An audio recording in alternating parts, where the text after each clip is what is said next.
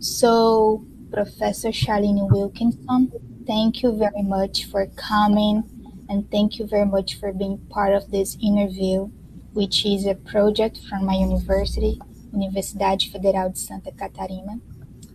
And this is part of a program from the chair of UNESCO for language policies for multilingualism, which has the intention to bring new conversations about language policies in different parts of the world.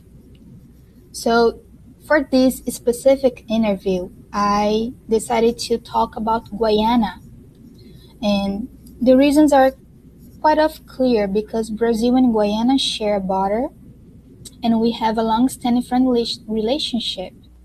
And based on my researchers, I feel like we can get more in touch, making amends and making good connections with those two friendly countries.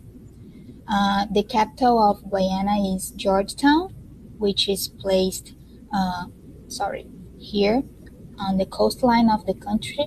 The official language is English, and the name Guyana means land of abundant waters, which is an Amerindian name, an Amerindian language, and it's also a beautiful name for a country. So here we have the professor Charlene Wilkinson, and I'm going to talk a little bit about her profile. Mrs. Wilkinson is currently lecturer second in the Department of Language and Cultural Studies at the University of Guyana. Between 1977 and 1983, she completed the tertiary studies in English at John Carey University, Ohio, USA, and Windison University, Ontario, Canada, respectively. Later, she taught English and Social Studies in secondary school and English at the University of Guyana. She left Guyana for the U.S. Virgin Islands and taught English and theater at the University of the Virgin Islands for the year. She later pursued postgraduate studies in educational theater in the New York University while working as a graduate assistant in a dropout prevention research program and teaching English to international students. Mrs. Wilkinson returned to Guyana in 2008 and resumed her teaching career.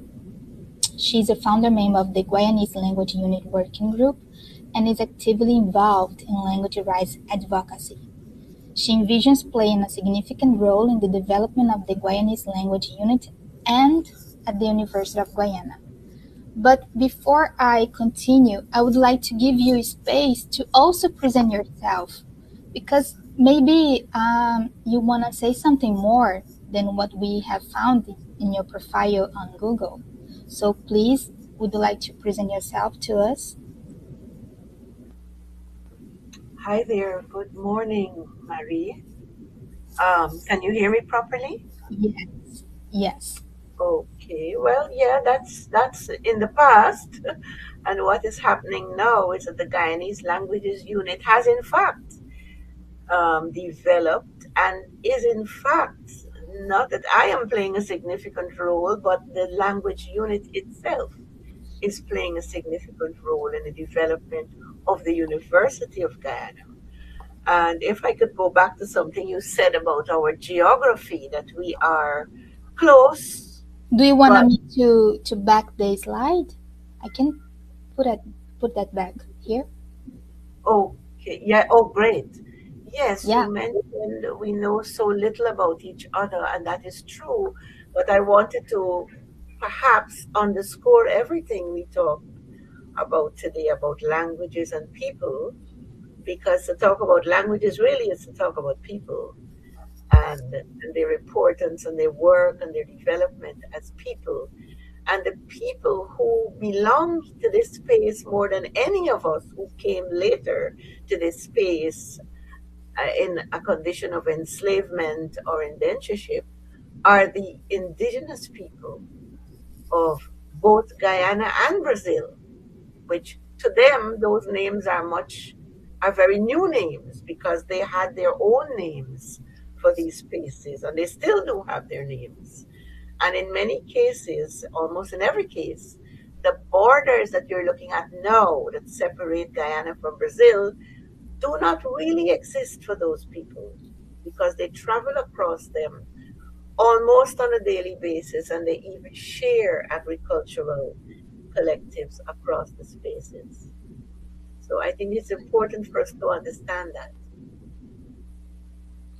I totally agree with that.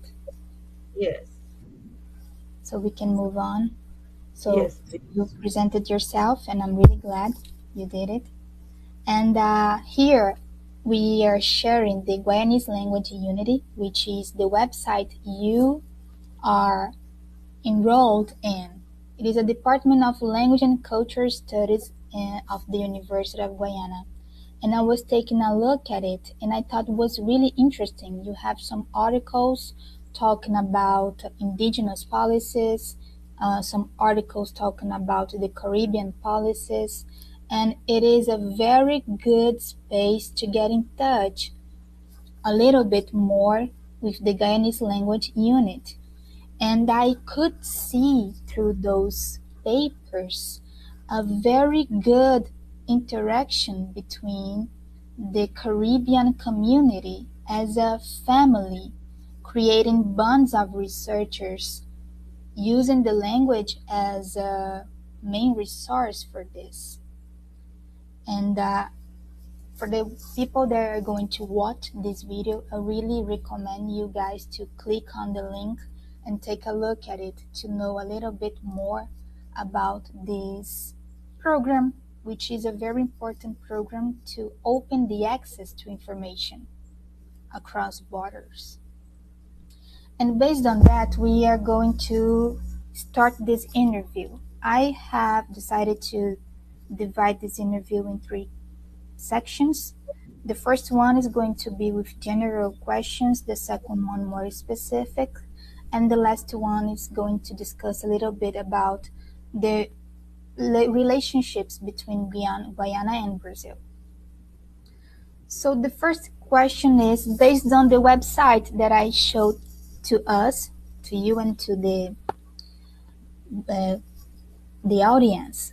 And based on the website and the proposal for Guyanese language units, Professor, how could you present to us the concept of Caribbean national languages? Because I feel like from this part of the South America, we do not have that much knowledge about it. And I really wanted you to give us this light of, knowledge.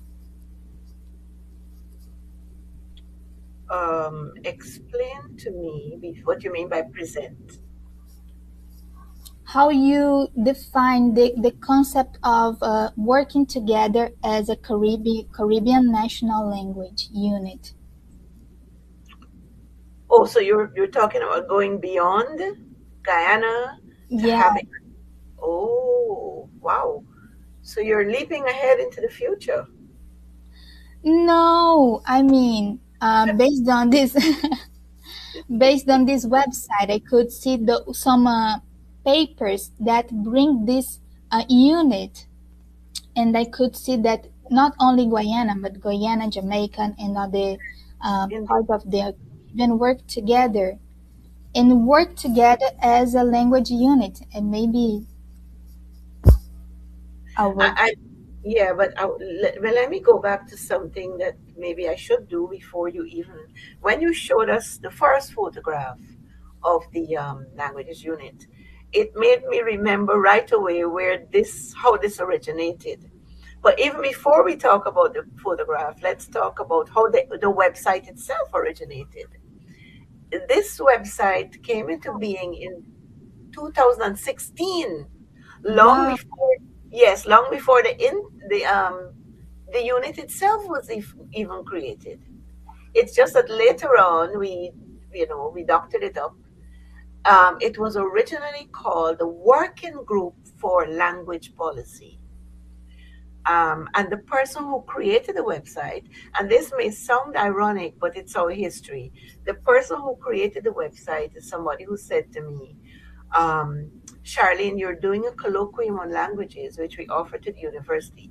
We did a colloquium on languages, which linked back to the original linguistic energy that was at the university space in the early 60s and 70s, but it seemed to have waned with the exodus of most of our linguists. That was a political issue which I wouldn't want to discuss here now. Many of our very highly educated people, including our linguists, fled Guyana during a certain time. We could say we had a brain drain, and I suppose it left a really bad taste in the mouth of the people at home. They were left to hold a very big bag of very big responsibilities. But in 2008, I returned home and, continued my work of language activism. I was an ordinary school teacher and I came home to join the University of Guyana in 2008. But as you could see, it wasn't until 8 years later that I said to the university, we need to revive this visit to our local languages. We already had the study of Creole.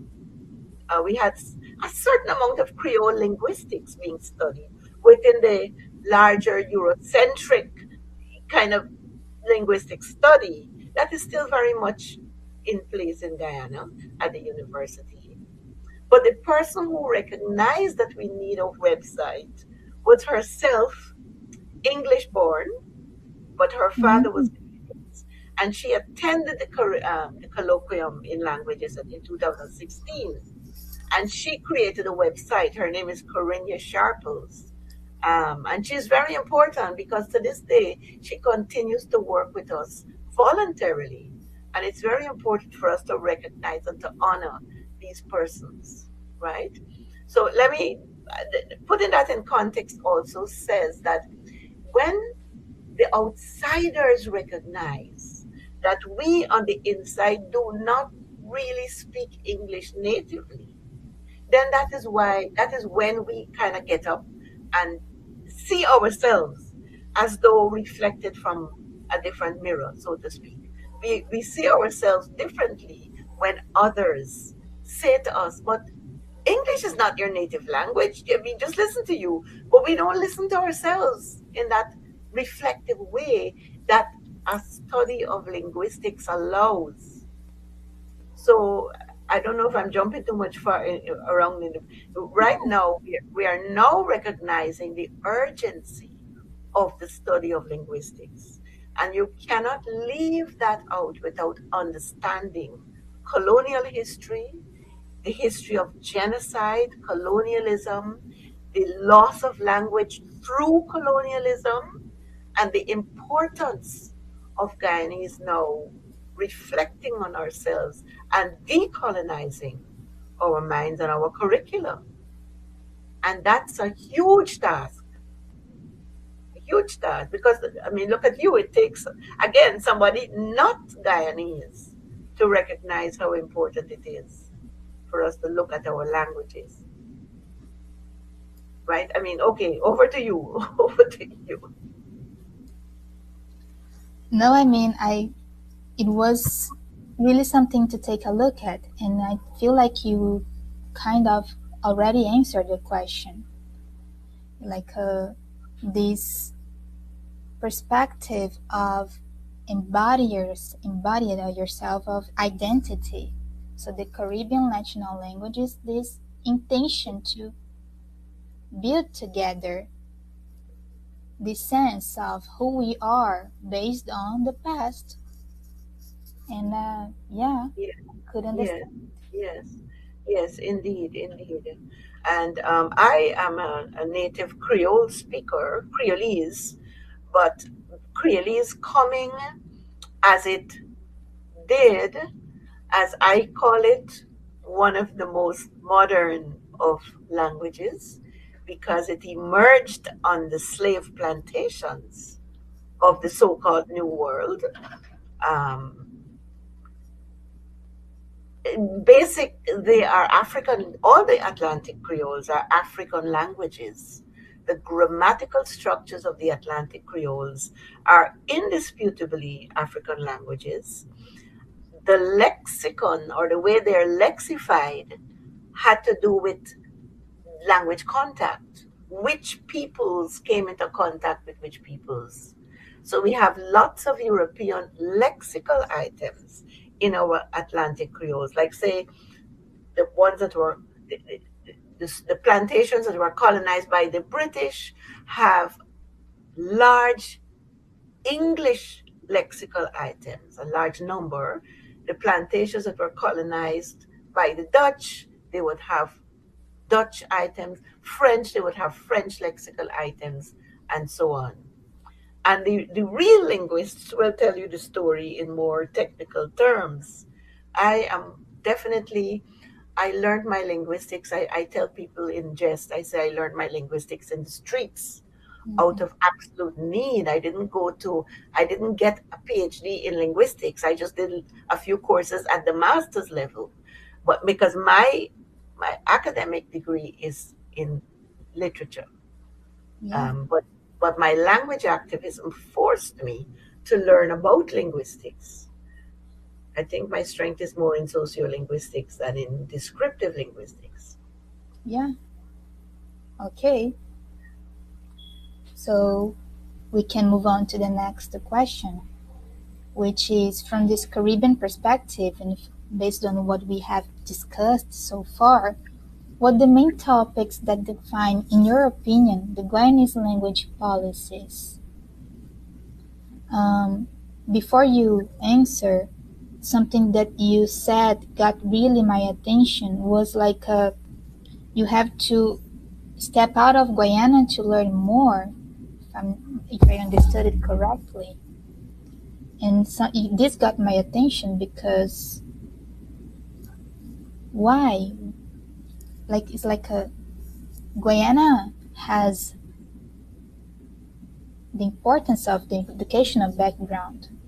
But at the same time, I feel like when you guys step out of Guyana, you have a different perspective and you bring that back to the country and to develop something more, something else.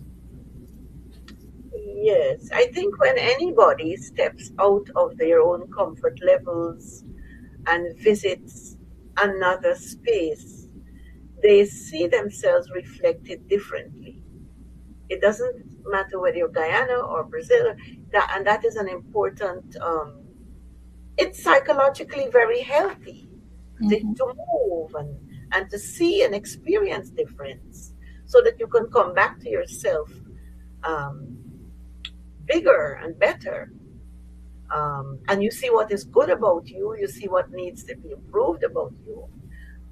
But you need, like a good researcher, you need a level of humility that all of us are still. I mean, to become truly humble is a work, is a lifetime's work. But Yeah. as you know, the best researchers are the most humble. They usually begin with saying or assuming, I know nothing. I know nothing. I am here to discover everything. Um, right. That's where I would leave it. Over to your. What else should I add to that? So going back to your question that's on the screen right now, what currently defines Guyana's language policy? Here is it. Guyana actually has no written language policy. No written language policy at all. But what we do is operate as though, like sleepwalkers, we're operating on the unspoken policies left by our former colonizer. And what our former colonizer did was discredit any other language but English. So if you spoke anything else but English, you were not, our teachers are still verbally abusing their students in class when they say speak properly. They really mean speak English.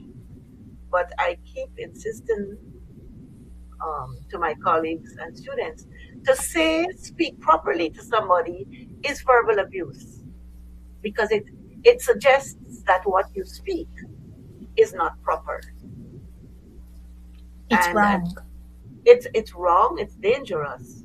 because we not only is speech born in us, it is inherited from our ancestors, and it connects us to that space that we call culture. Um, and it is really everything. Our speech is everything. I speak to you now in English. We are both speaking to each other in a language that is not really our native language, but we learned it. It's an international language, the language of international communication, and that is wonderful too. And that also testifies to the fact that the human species is capable of learning any language. But what has happened under colonialism, Marie, is that we've been told that what is ours is not good. And that unspoken policy has even affected the way we've learned not only English and any other language, but it's affected the way we've learned everything. That's true. And the Yes. perspective that we have about ourselves, national Yes, identity. correct. Yeah, okay. I feel like this brings me to the next question that is totally related to what you said. Because while I was reading about your country, I had this website which is called Language Planning Around the World, organized by Jacques Leclerc.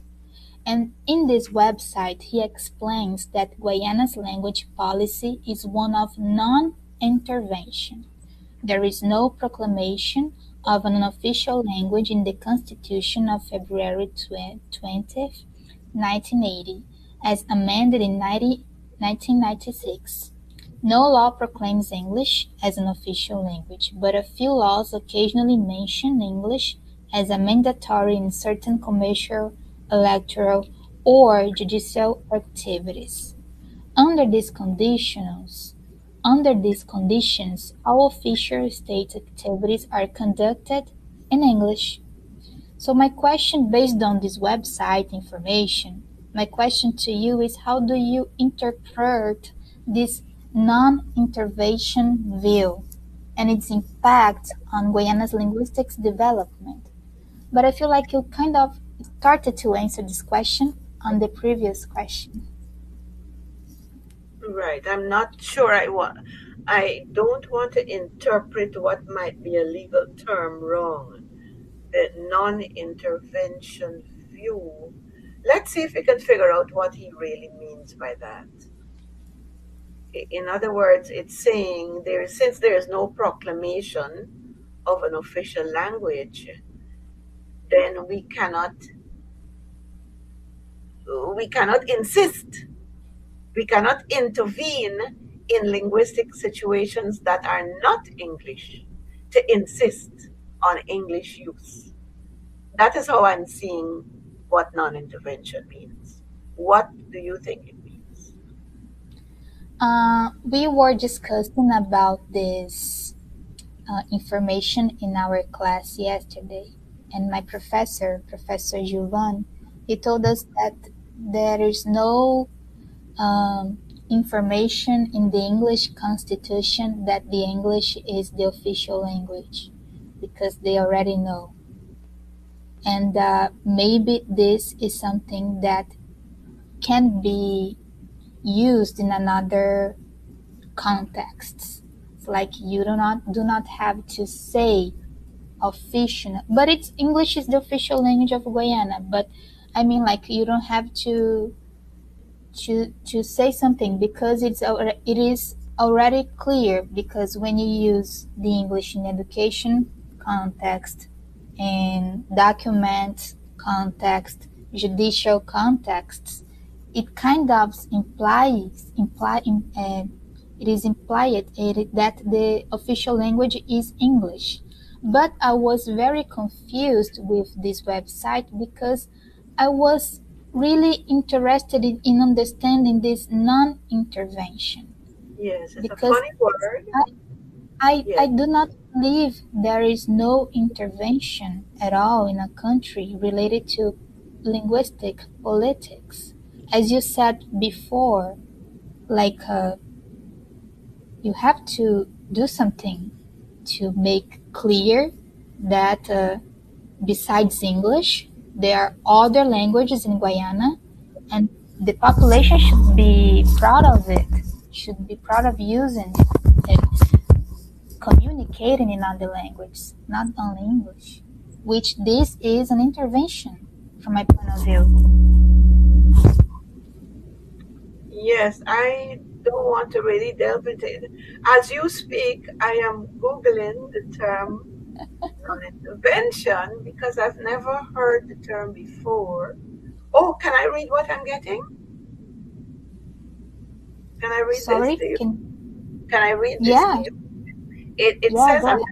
I just Googled this. What does the term non-intervention mean in language policy? And it says here in language policy, the term non-intervention refers to a laissez-faire or neutral approach where a government or governing body consciously chooses not to enact official policies, regulations, or legislations regarding the languages used by its citizens. Now, listen to this. Instead of actively promoting one language over others, the state allows language use to be determined by natural, social, economic, or demographic forces. There's a lot more, but I leave it there. And I think it's a good idea. It's a good idea, given the fact that we are sort of a country in limbo. And if you have time, I would tell you about the diglossia that we live in. You could let me know if Go I could. ahead, please, go ahead. Okay. So when it comes to the two major languages in use, now let me tell you, the two major languages in use are English. English is used ostensibly in the institutions of the state, education, law, social services, even religion, right? Those are the, and I'm saying ostensible to make you keep it, hold it in abeyance, because to understand the diglossia, you're going to come back to why I said it's ostensibly that is the dominant language. But the other dominant language is the one that is spoken by the masses, right? Mm-hmm. English is not the majority language of Guyana. English is spoken by an elite who gets a certain kind of education, right? That education is majorly gotten in school, but it also depends on the class that you grew in, right? Now, I'm talking about early days of Guyanese independence, when this diglossia began to kind of take a certain shape, but a diglossia is never a stable situation. You just imagine if you have one language massively spoken by the people, and the other language really just the non-intervention official language, an official language that is there because it was inherited from the colonial. But what happens is as the people take up positions in state institutions, now listen carefully. If you're not following it, you could question. As the ordinary Creole speaking people enter the corridors of power and take up positions in the state, guess what happens with English? Could you guess? It's not going to be used anymore. No, it's going to be on the books. It's going to be in the documents. But Yep. the spoken language, even our president himself is not a native English speaker. He's a Creole speaker. Uh-huh. And our colonial inheritance does something really foolish. He would go to the United Nations and he would make slips in English. And the Guyanese would giggle and struggle and say they're embarrassed because he doesn't speak English properly. But when the Ethiopian prime minister comes to the United Nations, he walks with an interpreter. because nobody looks down on the Ethiopian language. But the colonial situation in these Atlantic societies, where the Creoles are the spoken language of the masses, they are still not regarded in the sense of being true languages because of the colonial situation. So the diglossia comes with linguistic truths as well as psychological truths. They're pressing into the institutions of power, but the people who speak them have to press against a negative view of their speech. So it's a tension, it's a situation of constant tension, and sometimes that tension can become hostile, situations of hostility. I teach a class called Introduction, Exploring Guyanese Creole. And my teachers would always tell me, majorly attended by teachers, and they'd always tell me, Miss, you're telling us that Creole is a real language in your class. But when we go back to our schools and we're teaching, the head teachers are telling us to speak properly and don't speak that to our children. The education officers are telling us to speak properly and not to teach that to our children. Right?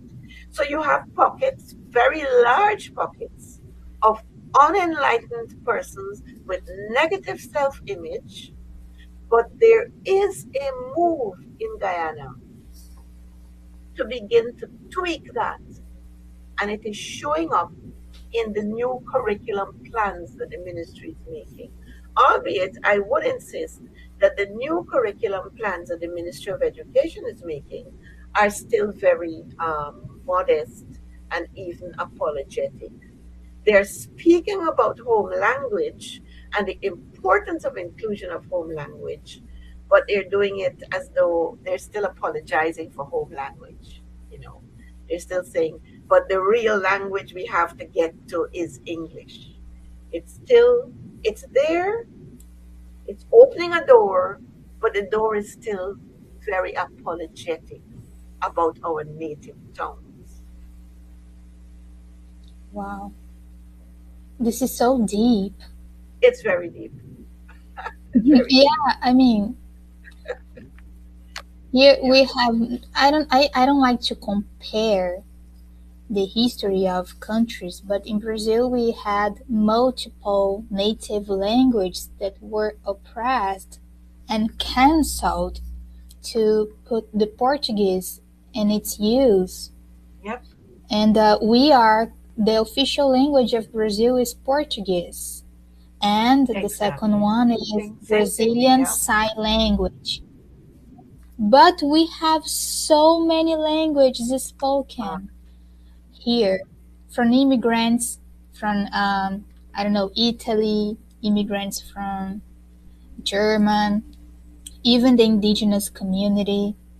We are so plural, but it seems like we Yes. only speak one language. Of course, we have some policies that are open, new access to co-officialized languages, which is very good.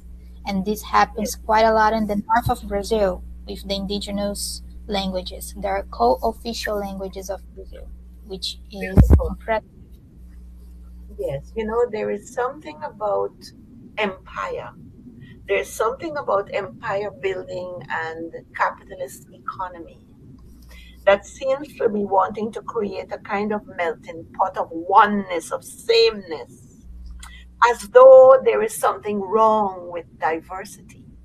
Yeah. But whenever I speak about language, I always use the metaphor of a garden that I took. I think I stole that metaphor from the Finnish linguist, what's her name again?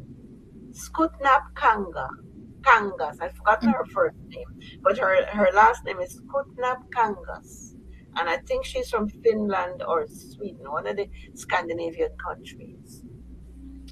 You know, we're like languages exist like the many varieties of life forms in a garden. And if one life form is allowed to grow over the others. It's going to strangle and kill the others. And this is what is happening with these so-called languages of power, languages of colonization. Instead of coming and sitting among the other languages, it in the creation of empire, it attempts to dominate. And that domination, if you compare it to an overgrown weed, it will strangle and kill the other languages because it's connected to power, getting a job, getting recognized in society. And eventually, as still happens in many homes, in the great majority of homes, parents tell children not to speak their home languages because they're afraid, because they don't understand about linguistic diversity. They are afraid that their children will not get by in life because the structure of their economies is still dominated by colonialism. So you cannot separate language teaching, language learning from political economy. You cannot separate it. Yeah, they're totally tied together. Absolutely. Language is power. It is just to convince us that we can sit together. The thing about language is that when a child is 2 years old, their listening power is so incredibly open. There's a concept in linguistics called universal grammar. That child can go anywhere. If you could put that child on a plane and send him to China and Russia and the Caribbean and Brazil, that child can develop knowledge of every single language that they hear. But as we grow older, we come, another term in linguistics, become fossilized into the one that we're going to be talking with our community. But that potential for language learning is always there. So children speak many languages, and they automatically know the difference. They know who to talk what to. You may see it in your own country. We see it on the African continent. We see it right here in Guyana. Your grandparents can come from a part of Guyana, and when you come to town, you switch your variety, and you can switch many. Children are multilingual. Children are by nature multilingual. Yeah. And it's beautiful. And I think it's one of the subjects that we are going to explore for a very, very long time. Professor Wilkinson, thank you very much for so much knowledge in this first section. And now we are going to move on to the second part, the second section, which is based on two papers that I've read from you. The first one is Attitudes of Hinterland and Coastland Teachers Towards Guyanese Creole. And I really thought it was a very interesting paper published in 2020 that examines the language attitudes of teachers in Guyana towards Guyanese Creole, comparing the teachers from the coastland and the countryside of the country. And I felt like it was a very good paper because when I think about language policies, I start to reflect about our educational background, because children are going to spend most of a considerable amount of time of their lives in school, in contact with the teachers and learning from them, and how the teachers perceive the language. In a way or in another, they're going to share this with the children. And this built some ideology, this built some identity.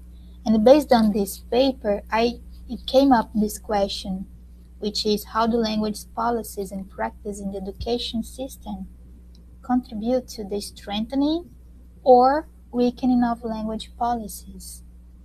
If you can give us a little bit of your ideas about it. Well, the statement about the non-interventionist language policy that we spoke about in the last segment Uh-huh. exists in Guyana. There's at the level of the state, the language policy is non-interventionist, but to a limited extent, because non-interventionism suggests that a teacher has a certain amount of scope, and Mm-hmm. that the language is adaptable to wherever that community is in terms linguistically. What are the languages of those particular communities? However, number one, there is no written policy, but there are written documents in the Ministry of Education curriculum that speaks to the use and the inclusion of the home language, right? Mm-hmm. Now, thereupon, you have an unspoken colonial situation. Why is a home language not a language of schooling? The only reason a language of home is not a language of school is if that language of school was imposed from outside. You understand me? Yeah. And um, the second point I wanted to make is that, right, so there's an openness to adapt to the language of the home and the community, let's call it community language, but the examinations and the language of teaching in the schools is still expected to be English. Why? Because the examinations are expected to be written in English. Yeah. You see? Right. Mm-hmm. So that you're still putting community as second to state expectations. Now, that in itself is not necessarily a bad thing. What is, I think that if community is empowered to the same extent as institutions of the state and activities in the state that empower community and not weak community, then there is nothing wrong. Because, as we said earlier, people are naturally bilingual and multilingual. But the attitudes to the community languages are still carrying that um, colonial bias, that they're not good enough, that they're inferior, and that the sooner the children stop speaking them, the better for them. That's the reality on the ground. Yeah. I And of something that got course, my yeah, it's go ahead, go ahead. no something that got my attention in this paper was like the point of view of the teachers from the coastline instead of the teachers Right. from What the was country, because the yeah, coastline remind me. the coastline teachers uh, felt like the English should be taught only. However, the countryside teachers advocated for a multilingual educational system.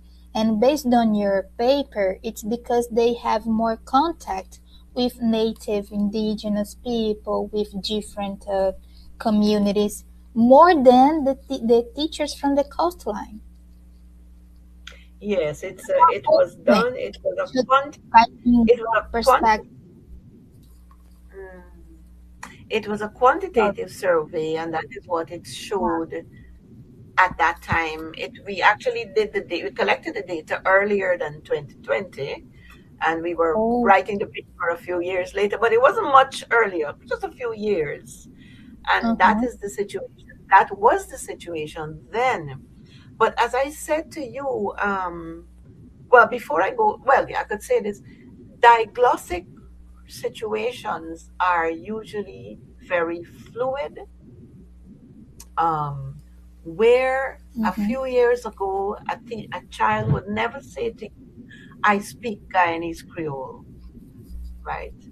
They would be embarrassed to say that. They wouldn't even know that they spoke a language. Now you would have children saying very confidently, I speak Guyanese Creole in the coastland area. So if we were to do the same research again now, we might find that the diglossary, we might find evidence of that very fluid and unstable diglossium, which begins earlier with this. Now, teachers on the coastland speak a variety generally of Creolese that has heavy English influence because Yeah. the nature of cities, the nature of cities. Teachers in the rural areas and in the indigenous communities, they would be closer to more to freer and open, very very almost varieties of Creole that have very little English influence, right? And so they may Mm-hmm. have been more naturally, they would be naturally more aware of linguistic variation. But teachers on the coast, where a Creole has so much English influence that sometimes they don't even recognize it as a Creole language. Why? Because their own competence in English is not good enough for them to recognize that what they're saying is not English. We have Yeah. the Guyanese linguist, the Trinidadian linguist who became very important in Jamaican work. He wrote an entire book titled English Me Attack. So it's clearly an African structure. English me attack. Um, it is English that I speak, but to say I English me attack because the word English and talk exist in it, lexical borrowings from English. A Creole speaker who doesn't have English competence might even think that that sentence is English. You understand me? Yeah, I do. But this is so weird, right? Because they Uh-huh. only know they are not using the proper English when someone from outside points out that. Correct. Yes. Well, the person doesn't have to be from a non-Guyanese. The person could be a Guyanese who knows more But do we English. have a proper English? Because we when I hear speech from the United States, grammatically talking, it is complicated. Uh, I Yeah, but mean, there are grammatical structures that are clearly English. Every yeah, every language has varieties or dialects, but they're distinct yeah, structures like word order, like how you form plurals, like how you form past tense, that are common to all the varieties of English. Similarly, yes, that's there are those same structures that are common to all the varieties of Creoles. And that is yes, where we that's are now. In the early Creole class that I teach, we are beginning to now show our teachers that you can study the structure of your language just as people study the structure of English. In fact, it's very difficult to teach a Creole speaker the structure of English because they don't have that reference point of English to use. Because you learn to understand the grammatical structure of a language by first interrogating your own language. Correct? yeah. Yes. Wow. Okay.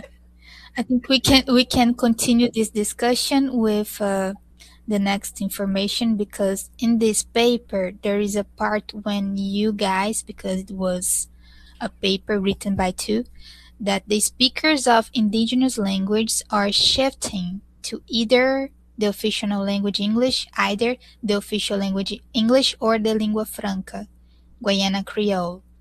And what I could understood, what I could understand based on the reading of the paper is that indigenous communities, they're in terms deciding not to continue to use or to learn the native language, and instead of that they're deciding to learn or English or the Guiana Creole. And in this paper you bring the Wapishana bilingual education program, which I could perceive as an alternative to continue building this bilingual idea of course you can learn both languages. And I wanted to ask you if this program is still working because it was published in 2020. But like we could talk previously, when I was Google it says like it was a project that was not, is a PhD project that was not like a getting continuity. But maybe I'm wrong. Well, I think the PhD project you're speaking of is Dr. Adrian Gomes, who I would love you to meet at some Yes. point. He is a native born Wapichan, also an educator, and he worked with us recently and is still working actually because they are now in a team doing research on what they found. But the first ever university program, and this is one of the linguists I'm telling you, you should probably meet too. Our guide, our leader in this whole project was Professor Hubert Devenish. Now, this has a little long story. I don't know how much time I have to tell, but the power of this bilingual program that actually existed in the community was an initiative of the people of the community themselves. You had Wow. Silverius Perry and the Catholic Church.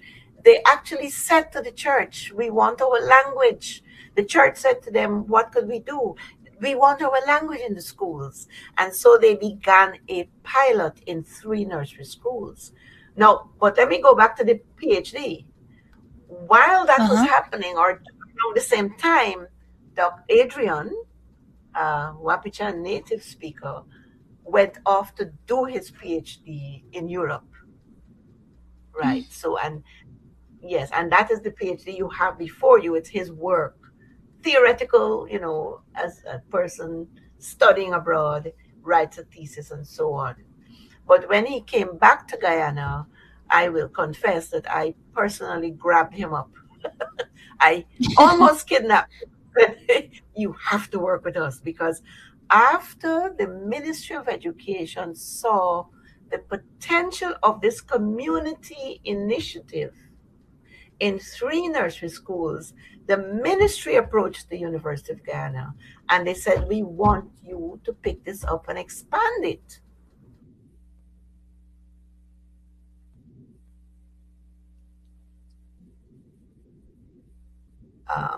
Too long, he should be home.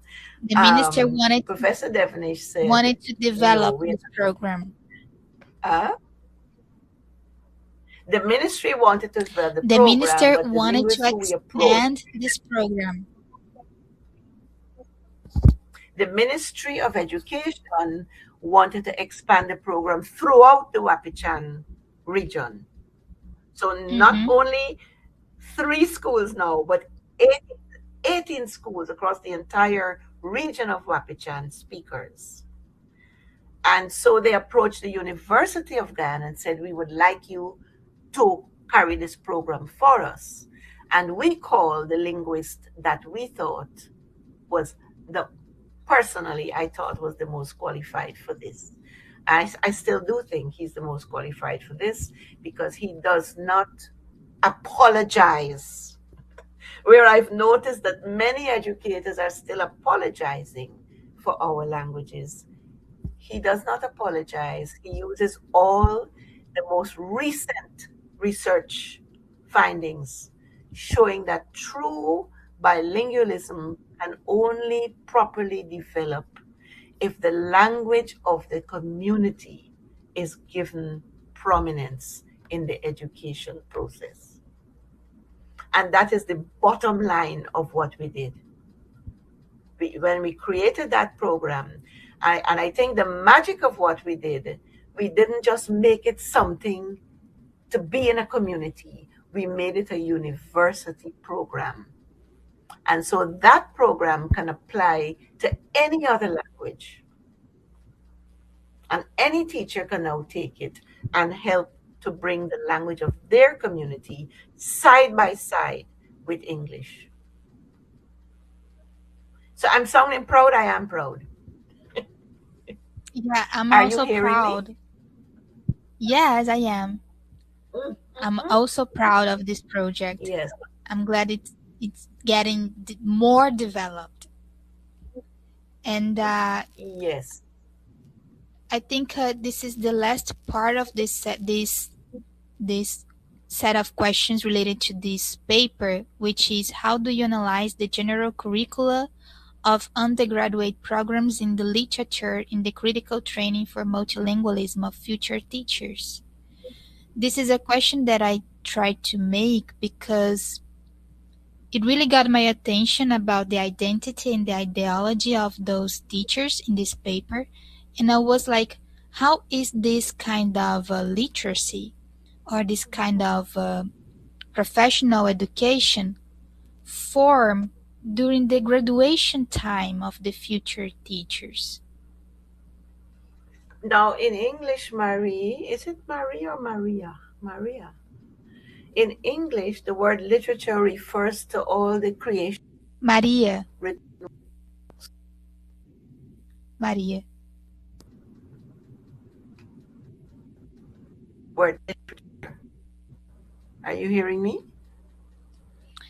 Professor, I would like to ask you to repeat because I think the connection. Okay, I so would you like I would like to ask you literacy. to repeat because I think my connection Which cut your speech.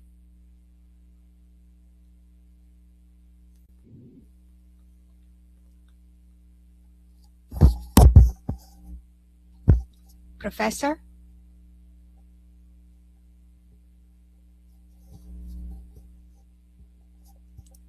Professor Wilkinson, can you hear me?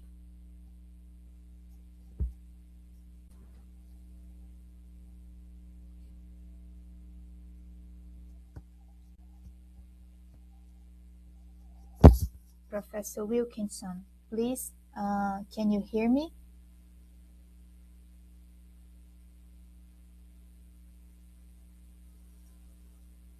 I think we lost the connection.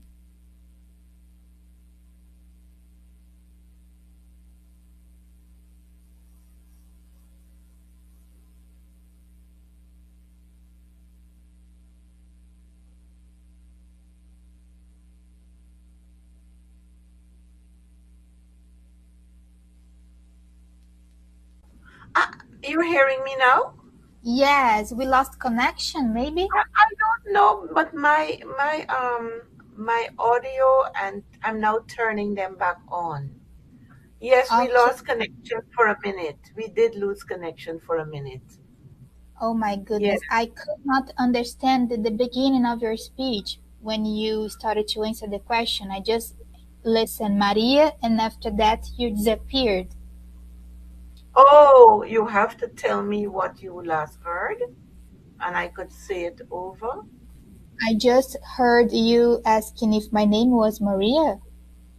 Right. And so what was I talking about? Literacy in the critical training. You said that in English, Oh, good, literature good. in the critical training. Okay. Go on. No, I'm just reminding you the point you stopped. Yes, I want to make sure that you mean literature, that we're not having a language barrier with the word. Does literature, the word you're using, you mean the stories and the creative writing of a people, right? No, I mean like a professional background, the literature and professional background to form teachers. Like here in Brazil, we have some pedagogical disciplines in the undergraduate programs to make students, the future teachers, ready to be in class, to teach the language in class. Oh, now I understand. Good thing I asked the question. Good, good. All right. and I how you cannot, enhance the yeah, curricula. yeah, Yeah. I cannot criticize or praise because I don't think I know enough about the content of those programs because I am not in the education division. I'm in the division of language and cultural studies. Are you hearing me?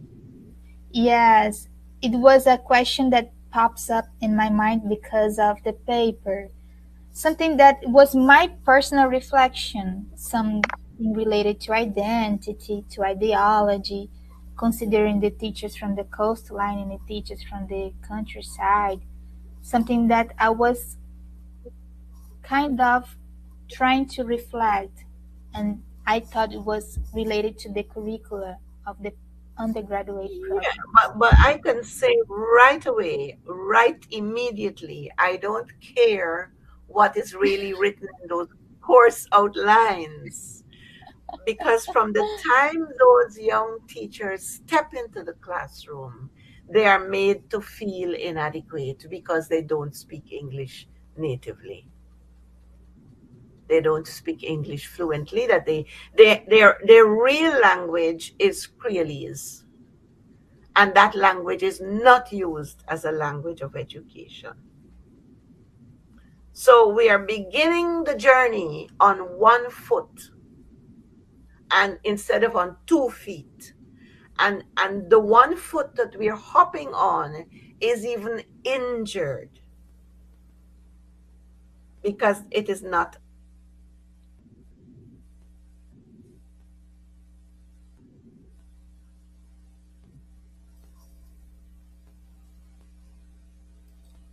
Okay, Professor?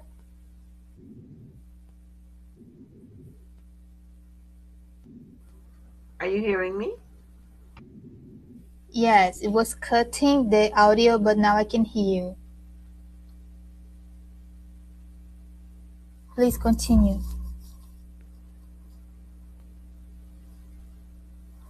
I am wondering if I couldn't come into the meeting on my phone instead of the computer. We are recording, so it is not possible, unfortunately. But we can. I think we can move on to the Oh, next paper, and maybe um I think okay. that you already answered the question, and thank you very much for that. And the second paper, it was Guailingo. Is this the right pronunciation? Yeah, Guailingo, the right. Republic of Guiana Creole Corpora. And it was published in 2024, 2025, if I'm not wrong, which is an app, a resource, a linguistic resource that tries to make the Creole language in touch with the community.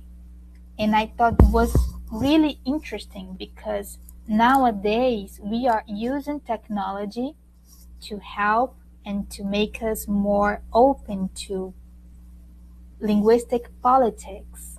It is getting more acceptable by the young generation, maybe to use an app like this one proposed by you guys.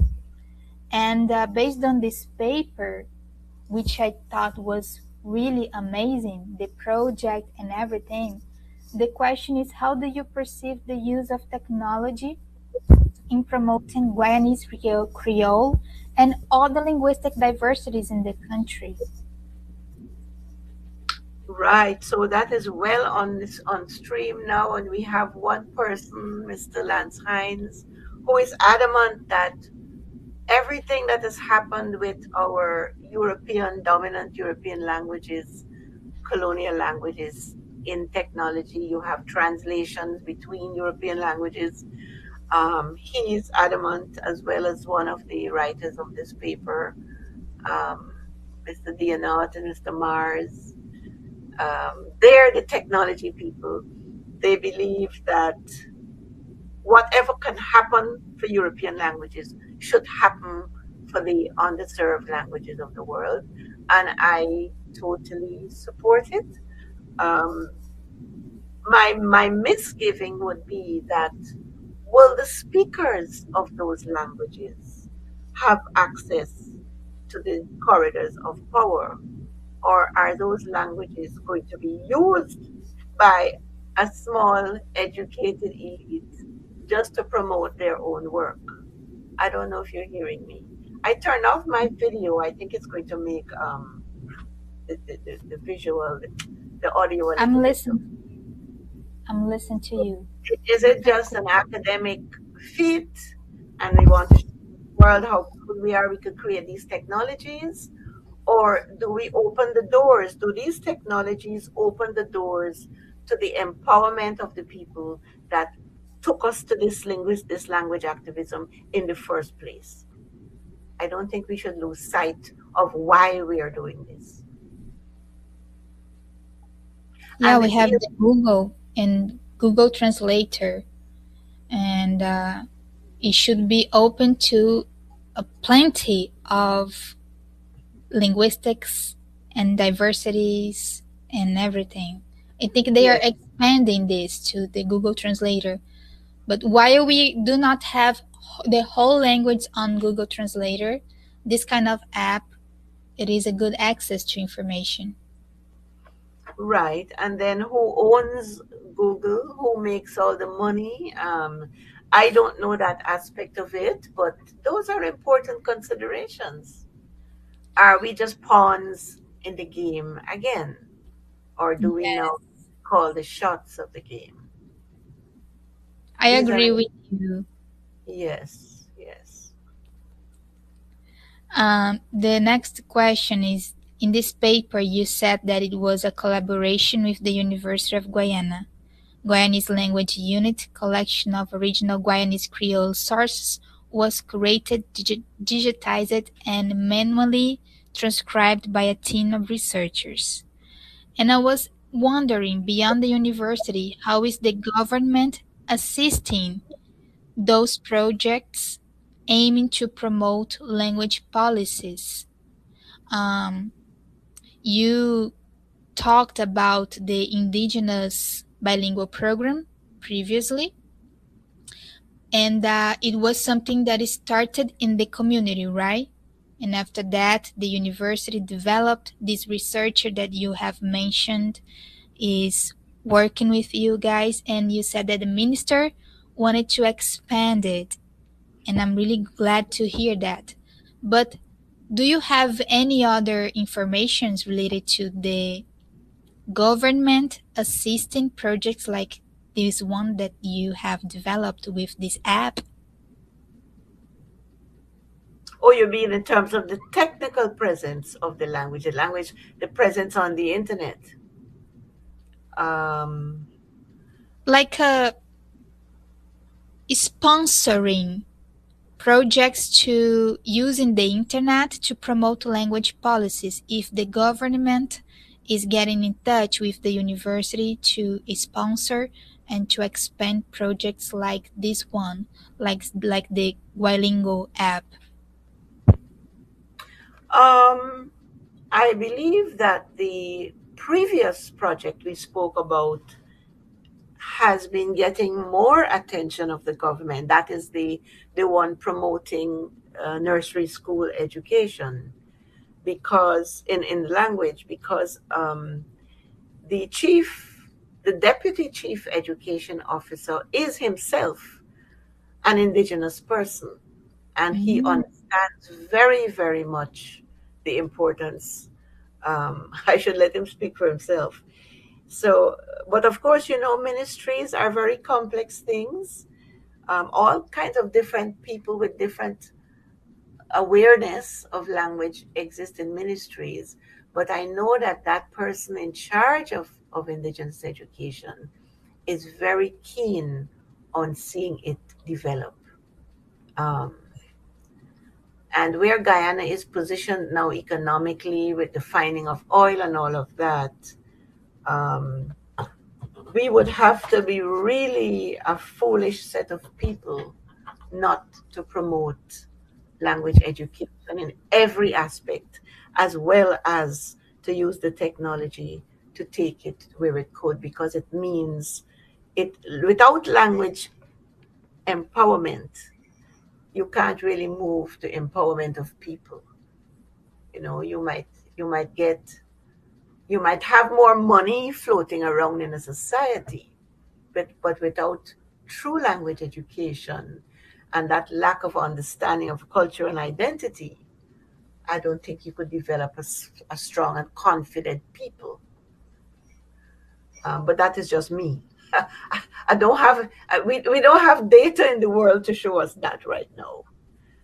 I don't think anybody has ever done research on the psychology of people, their attitudes to language, and the status of the political economy in their spaces. Maybe something that you guys from Guyana, can start to take a look at right now. Because I feel like with the economic growth of Guyana, things are going to get a little bit different from now on. Very different, and eyes are open to Guyana. The world is watching Guyana. The oil perspective, agriculture perspective, and minerals perspectives, and Yes, there are some very, very difficult issues in language and linguistics. We could develop our language to the point where we become so overconfident about who we are, and we could end up making the same mistakes that empires and colonial powers make if we don't truly develop our philosophies of life, our understanding, the education of the humanities themselves, and to properly decolonize our countries. It's a difficult. You're smiling. I think you understand what I'm saying. Yes. It's like the power is getting touched in hands right now. So what are we going to do with that power? Are we going to make something different in history, or are we going to do the same as the past? Yes, I will just drop a hint, and I'm not even a linguist to say enough. But the Hebrew language was actually a language that was revitalized. It was on its way out, and that nation revitalized it. But that's true. Yes. And it was a linguistic project, a language policy to revive it. Yes. So I think my unspoken or my veiled remark might be that cannot be all to the matter of building a human community. It can't be language alone. And yet language is central, and without it we can't move forward. Yeah, I agree with you, Professor. So move on to the last section. I would like to talk about the relation between Guyana and Brazil, because during my researches I found a paper from Gina in 2005 when he or she, I don't know the gender, says that Brazilians are attracted to various livelihood activities in Guyana. The main attraction is minerals, and they wanted to explore this part of Guyana. And I don't know if you've heard about this information, but it was published last month, which says that the government of Guyana offers free land to Brazilian producers and promises concessions of up to 99 years. and places the neighboring country of Brazil at the center of a new competition for soy, corn, and livestock. And I was really impressed with that information because also during my research, Guiana was populated by uh, the colonizers, Africans, people from India, people from Portugal, and the people from the Caribbean locations and the indigenous people. And that mix produced what we know about Guyana right now. And this kind of um, open access to the country makes me feel like in the future, maybe 5, 6, 7 years, we're going to see this reflection in language. Because if the Guiana's country opens the access to Brazilian people to Guianas, in a way or in another way, the Portuguese language is going to get in touch with the Guiana's language. And in Latin, I think it is a city in Guyana, we already can see this kind of movement of the Portuguese language getting in touch there and moving the community, things like this and things like that. And the question was, in your opinion, what are the implications of those cooperation agreements, in your point of view, of course, and incentives for exchanges between Guyana and Brazil? Furthermore, how can we leverage satisfactory language policies between the two countries? Hmm, I mean, is the cooperation between peoples or between governments and powerful business owners? I think both. Well, yeah, but the cooperation between governments or government leaders and their friends in the businesses are not necessarily going to lead to people's real possession, ownership, and empowerment, right? So I'm not in touch with what's happening in the economic arena, I must confess. Um, but first of all, the three things you showed me: corn, soy, and livestock, right? Yeah, this one here. We're not talking about language anymore. We're talking about corn, soy, and livestock. Are they genetically modified soy products and corn? I'm pretty sure it's genetically modified. And I'm pretty sure they're mega farms and not small farms. So you talk with mega farms, you're talking about small numbers of people, just a few people making a lot of money. And with livestock, are you talking about penned up animals the way they're being penned up in the United States to the point where people have become paranoid and stop eating meat, not for health purposes, but because they feel the way the animals are being penned up to provide meat to the United States population. Is Brazil and Guyana trying to simply imitate a mode of production that is really not should not be supported? If the thing is to empower a few people, um, pen up thousands of animals in order to provide meat for them to eat. Is that real progress? Yeah, Or is that, yeah, I don't know if you wanted me to go in that direction, but I feel very strongly about it.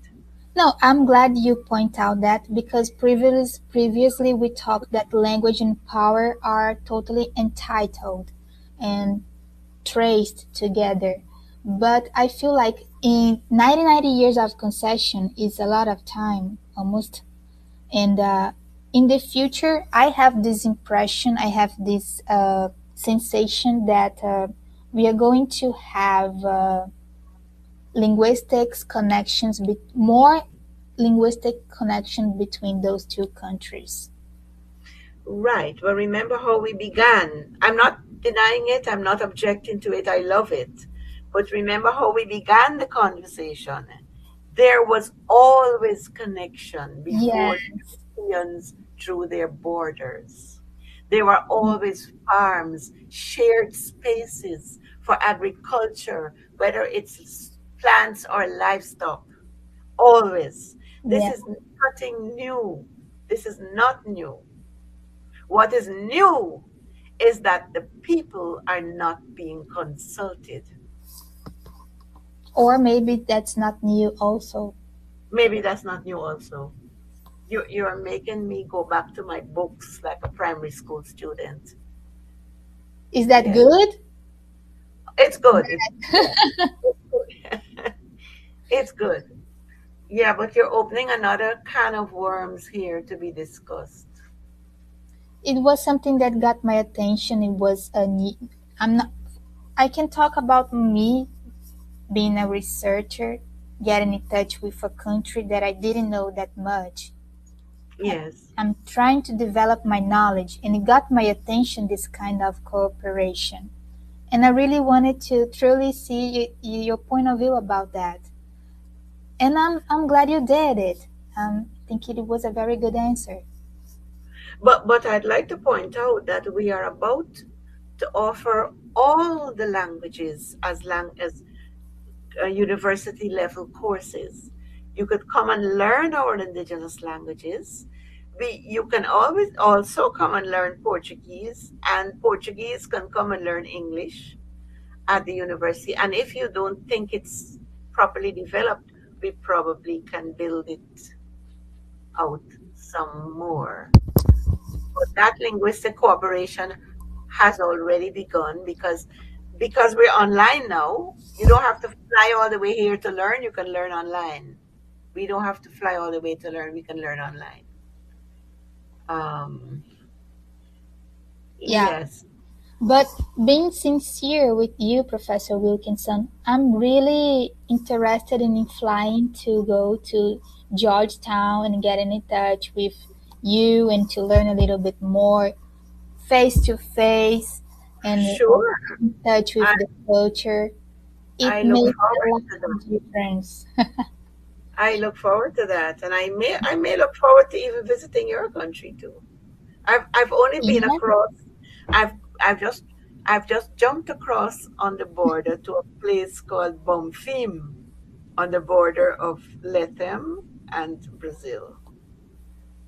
Yeah, we Yes. can develop a linguistic cooperation between University of Guiana and State University of Piauí, which is the place I work, and develop something very interesting and I get in touch with the language properly, making this connection stronger. Yes, it would be indeed beautiful, and I could volunteer to initiate a meeting with the relevant persons.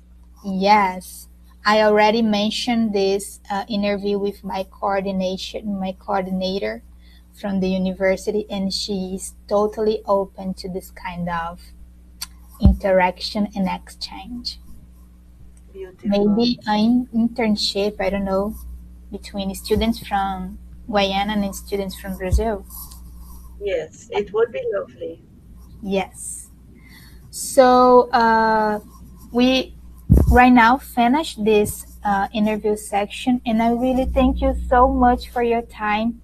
I mean, it was I can talk by myself. It was amazing. I really love to listen to you. You have so much knowledge, and I feel you do have a very beautiful voice of empowering your culture, your heritage, and people that are working together with you.